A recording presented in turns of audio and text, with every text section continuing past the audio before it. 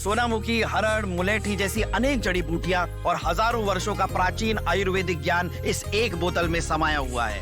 कायम टैबलेट, आपकी खुशियों का साथी। भारत पाकिस्तान तनाव और ऑपरेशन सिंदूर पर अब एक बड़ा प्रूफ सामने आया है। दरअसल ब्रह्मोस के प्रहार से कैसे पाकिस्तान बिलबिला उठा था और अमेरिका के पैरों में कैसे गिरकर रहम की भीख मांग रहा था, इसका प्रूफ अब सामने आ गया है। दरअसल भारतीय जनता पार्टी ने पाकिस्तान के समर्थन में बोलने वालों पर तीखा प्रहार किया है।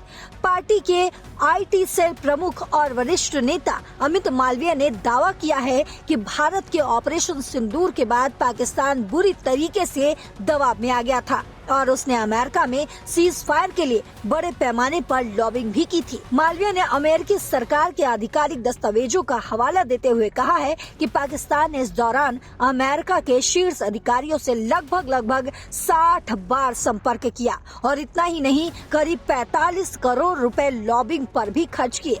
आपको बता दें, इस मामले पर अमित मालवीय ने अपने सोशल मीडिया प्लेटफॉर्म एक्स पर लिखा है कि ये जानकारी अमेरिका के फॉरेन एजेंट रजिस्ट्रेशन एक्ट यानी कि FARA के तहत जारी दस्तावेजों से सामने आ चुकी है, उनका उजागर हो चुका है। उन्होंने कहा है कि ये खुलासे पाकिस्तान के पक्षधर लोगों के लिए बुरी खबर है, क्योंकि इससे साफ होता है कि भारत के सैन्य अभियान ने पाकिस्तान को हिलाकर रख दिया था। आपको याद होगा, जिस वक्त भारत की तरफ से पाकिस्तान पर ऑपरेशन सिंदूर किया गया और जब सीज फायर दोनों के बीच हो गया, उसके बाद कई बार पाकिस्तान ने ये दावा किया कि ऑपरेशन सिंदूर में पाकिस्तान ने भारत को चोट पहुंचाई है। लेकिन आज इस प्रूफ से ये साफ होता है कि किस तरीके से पाकिस्तान बिलबिला उठा था, क्योंकि ये साफ होता है कि भारत के सैन्य अभियान ने पाकिस्तान को हिलाकर रख दिया था।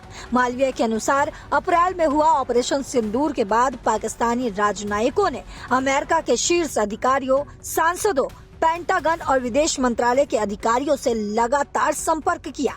इसका मकसद भारत की कार्रवाई को आगे बढ़ने से रोकना और किसी तरह युद्ध विराम की स्थिति बनाना था। उन्होंने कहा कि ईमेल, फोन कॉल और आमने सामने बैठकों के जरिए ये प्रयास कई दिनों तक चलता रहा।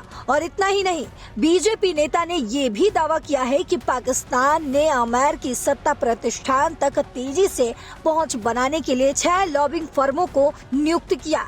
इन पर करीब 45 करोड़ रुपए खर्च किए। ये वही पाकिस्तान है जो लगातार भीख की वजह से खुद को जिंदा रखता है। मालवीय ने कहा है कि ये दिखाता है कि पाकिस्तान भारत की सैन्य ताकत और राजनीतिक नेतृत्व से कितना घबराया हुआ था। उन्होंने भारत के भीतर सरकार और सेना पर सवाल उठाने वालों को भी निशाने पर लिया। मालवीय ने आगे कहा कि अब उन सभी लोगों की पहचान होनी चाहिए जिन्होंने ऑपरेशन सिंदूर के दौरान भारतीय सशस्त्र बलों और प्रधानमंत्री नरेंद्र मोदी पर संदेह किया था। उनके मुताबिक ऐसे लोगों को जनता के सामने बेनकाब किया जाना चाहिए। आपको बताते चले कि इससे पहले मीडिया रिपोर्ट्स में भी ये बात सामने आई थी कि अमेरिका के जस्टिस डिपार्टमेंट में दाखिल दस्तावेजों के अनुसार पाकिस्तान की ओर से अमेरिकी lobbying firm square pattern box यानी कि US ने ये जानकारियां दर्ज कराई थी।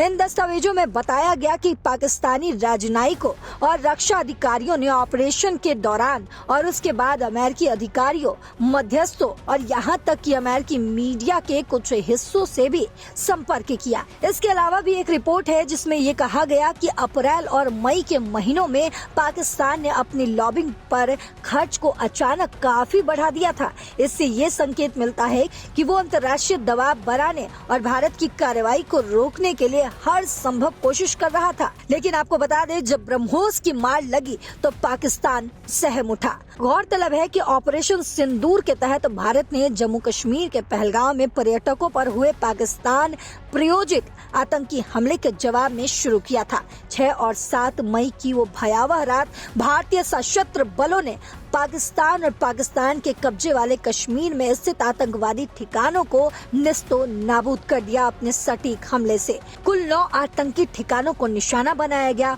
और इस ऑपरेशन में भारत ने अत्याधुनिक और स्वदेशी तकनीकों का लगातार इस्तेमाल किया। इनमें सटीक निशाने वाले मिसाइल सिस्टम, लंबी दूरी के हथियार, आर्टिफिशियल इंटेलिजेंस यानी कि AI आधारित खुफिया और लक्ष्य पहचान प्रणाली, सैटेलाइट और ड्रोन से रियल टाइम निगरानी और इसके अलावा मजबूत एयर डिफेंस और काउंटर ड्रोन नेटवर्क भी शामिल थे। आपको बता दें, भारतीय सेना ने ये भी सुनिश्चित किया कि हमले केवल आतंकवादी ढांचे तक सीमित रहे। जैश ए मोहम्मद और लश्कर ए तैयबा जैसे संगठनों से जुड़े ठिकानों को निशाना बनाया गया, जिनमें बहावलपुर, मुरीद के मुजफ्फराबाद और कोटली जैसे इलाके शामिल थे। आपको बता दें, आम नागरिकों और सामान्य सैन्य ठिकानों को नुकसान नहीं पहुंचे, इसका खास ध्यान रखा गया। हालांकि इस मामले पर लगातार पाकिस्तान ने झूठ फैलाने की कोशिश की और कहा कि भारत हमारे आम नागरिकों और सैन्य ठिकानों को निशाना बना रहा है। हालांकि सच्चाई कुछ और ही थी। बीजेपी का इस पर कहना है कि इन खुलासों से ये साफ हो गया है कि ऑपरेशन सिंदूर न केवल सैन्य रूप से बल्कि कूटनीतिक स्तर पर भी भारत की बड़ी सफलता थी, जिसने पाकिस्तान को वैश्विक मंच पर बचाव की मुद्रा में ला दिया। तो इस रिपोर्ट से पाकिस्तान के उन झूठों का पर्दाफाश होता है जिससे पाकिस्तान बार बार गीदड़ भभकी देने की कोशिश करता है। हालांकि इस रिपोर्ट पर आपकी क्या राय है? जो भी राय हो कमेंट बॉक्स में जरूर बताते जाइएगा। फिलहाल इस खबर में इतना ही। देश और दुनिया की बाकी खबरों के लिए देखते रहिए दैनिक जागरण। नमस्कार।